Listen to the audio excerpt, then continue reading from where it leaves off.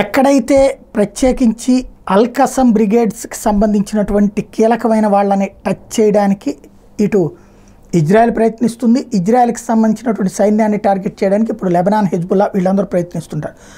తాజాగా చూస్తుంటే set back for Israel as an IDF soldier from the elite Shaldag special forces unit was seriously wounded.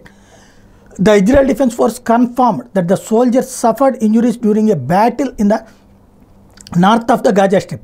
The soldier is admitted to a hospital for medical treatment and his family has been informed. Meanwhile, Palestine militants also fired fresh rockets from north and south Gaza towards. ఇది ఇక్కడంతా ఒక పక్కన జరుగుతూ ఉంటే ప్రతి attacks జరుగుతూ ఉంటే మరొక వైపు ప్రధానమైనటువంటి అంశం ఏంటంటే హెజ్బుల్లాకి సంబంధించినటువంటి నాయకుడు, లెబనాన్లో ఉన్నటువంటి హెజ్బుల్లాకి సంబంధించినటువంటి నాయకుడు మన్సూరీని తాజాగా లేపేసింది Israel defence force. Hezbollah commander Ismail Yusuf Baz, వీడి పూర్తి పేరు మన్సూరీ అని కూడా పిలుస్తుంటారు. వీడిని తాజాగా ఇజ్రాయెల్ డిఫెన్స్ ఫోర్సు అటాక్ చేసి లేపేసింది. ఒక్కొక్క కమాండర్ని లేపుతుంది. మొన్ననే కదా ఇరాన్కి సంబంధించిన కమాండర్లు లేపేసింది, ఇప్పుడు హెజ్బుల్లాకి సంబంధించిన కమాండర్ లేపేసింది.